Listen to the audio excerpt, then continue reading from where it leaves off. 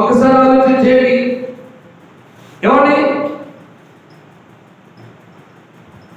మంచి పని, నువ్వు చేస్తున్న మంచి పని ఏనాటికి వృధా కాదు.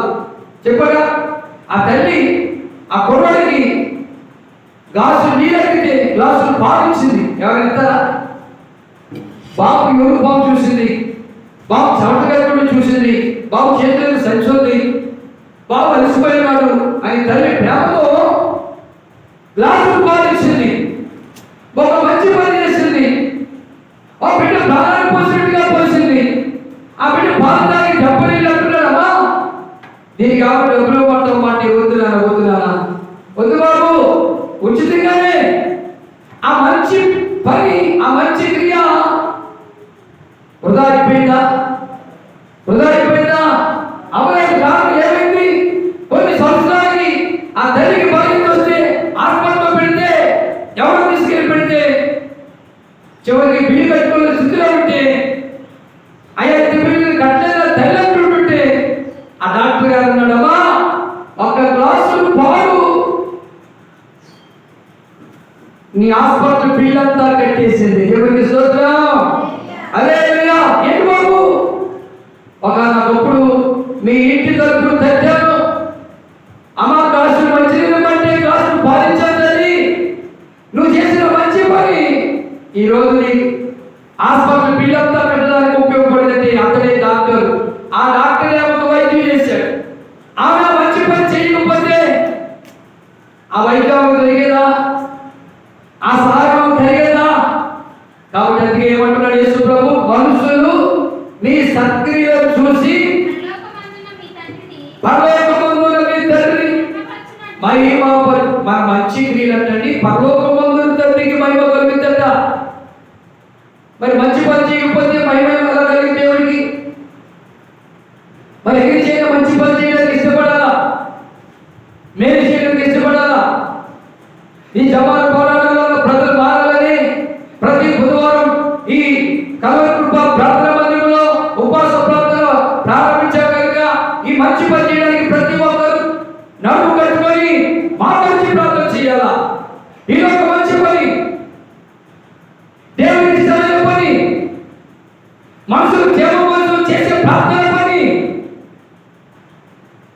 చాలా మంది అంటారు, ఏ ఆదాయం రాదు కదా ఎందుకంటే ప్రార్థన, మనుషులే ఆదాయం ఉపయోగం చేపిస్తాడని, పరలోకపు తండ్రి ఆశీర్వాదిస్తాడు. అది నా నిరీక్షణ, అది నా విశ్వాసం. ఏమండి, ప్రార్థన ఫలితాన్నిస్తుంది. ప్రార్థన ఫలితాన్నిస్తుంది. గతంలో మీకు చెప్పారు కదా, ఒక తల్లి తన బిడ్డ కోసం ప్రార్థన చేస్తుంది. ఆ బిడ్డకి క్యాన్సర్ రోగం, బిడ్డను బతికించుకోవాలని ప్రయత్నం చేస్తుంది.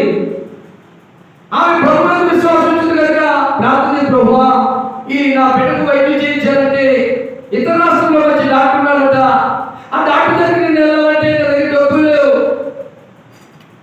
ప్రయాణం వచ్చితే చాలు వైద్యం ఎలా చేస్తాడు అని ప్రార్థన చేస్తుందట. ఒకరోజు ఆ ఇతర రాష్ట్రంలో డాక్టరు అవార్డు తీసుకోవడానికి ఏదో రాష్ట్రానికి వస్తున్నాడట. ఫ్లైట్ బుక్ చేశారు, ఫ్లైట్ ఎక్కారు. మంచి వాతావరణం, తుఫాను, వర్షం, మబ్బులు, మేఘాలు మూసేస్తే ఫ్లైట్ ఎయిర్పోర్ట్కి వెళ్ళకుండా ఎలా వేస్తుందంటే పక్కన ల్యాండ్ చేశారట. ల్యాండ్ చేసిన తర్వాత మరి పెద్ద ప్రొఫెసర్ కదా, అవార్డు తీసుకోవడానికి వెళ్ళాలి కదా. ఓ ఫోన్ చేసి ఎవరు కారు బుక్ చేశారు, కారు వచ్చింది. కారులో వెళ్తున్నాడు. వర్షం తగ్గట్లేదు, చెట్లు పడిపోతున్నాయి, పిడుగులు పడుతున్నాయి. అయితే ఆ కారు ఏమి చెప్తే పక్కన ఆపిడట. ఆ పక్కని చూసి ఒక ఇల్లు ఉందంటండి. ఆ ఇంట్లోకి వెళ్ళారు. ఇంట్లోకి ఒక ముసలమ్మ ఉంది, ఒక తల్లి గారు ఉంది. ఆ తల్లి రెండయ్య లోపల కూర్చోబెట్టి వర్షం దగ్గరికి అని చెప్పి కొంచెం స్నాక్స్ అయ్యి ఉంటే అక్కడ పెట్టి, అయ్యా నేను కొంచెం ప్రార్థన చేసుకుని వస్తానని చెప్పి దాని లోపలికి చాలా చేసింది వర్షం తగ్గట్లా.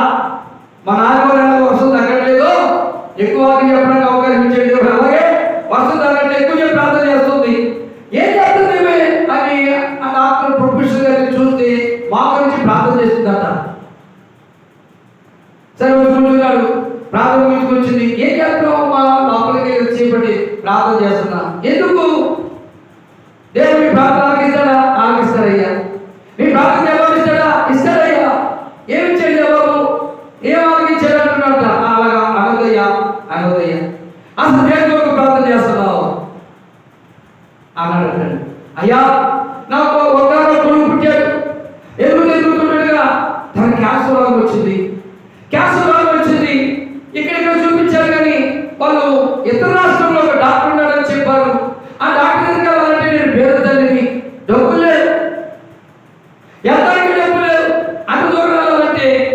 కానీ నా బిడ్డ బ్రతకాలి, అందుకు నా బిడ్డ కోసం ప్రార్థన చేస్తున్నానయ్యా, నా బిడ్డ కోసం ప్రార్థన చేస్తున్నానయ్యా. ఆయన పేరు పేరయ్యా, ఆ రాష్ట్రంలో క్యాన్సర్ ప్రొఫెసర్ అంటయ్యా, అది క్యాన్సర్ జబ్బులను బాగు చేస్తానంటయ్యా చెబుతుంటే ఇక్కడ ఉన్న ఆయన ఎవరే ఆశ్చర్యపోతున్నాడట.